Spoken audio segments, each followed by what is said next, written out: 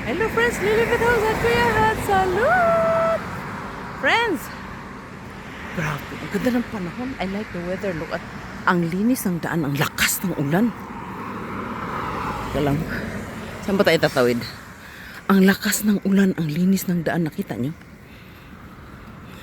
Diba? Kasi, yung isa, hindi pa siya umalis. Hindi niya alam, green na no? Friends, gusto kong dumaan dun sa may Small Nami Island. Kaso lang, lapok. Do you know what is lapok? Muddy. Kasi umuulan ba? Friends, lalibit ako sa Korean Salad. Sobrang lungkot na namin mga farmers ba.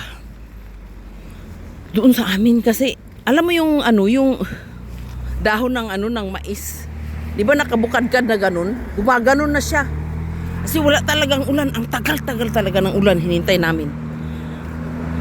Umulan-ulan naman kunti-kunti. Pero ngayon siya kahapon, mula kahapon umulan. Tapos ngayong kagabi siguro ang daming ulan, no? Ay, salamat God. Kasi ang, tingnan mo, nakita mo yan? I-focus natin. Maliit ka talaga, Lili. Nakita mo? Parang palingbing, ano? Oh. Parang palingbing.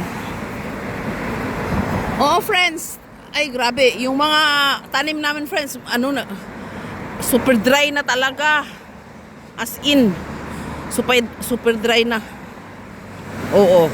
Hindi ko na makuha yung mga pananim kasi super dry na, parang ang sakit sa dibdib pa. Kasi alam mo, kahit sa Pilipinas, tsangma talaga yan, tag-ulan talaga yan pag birthday ko. Pero ngayon wala talagang ulan eh. Ano na ngayon? 15 na ngayon, no?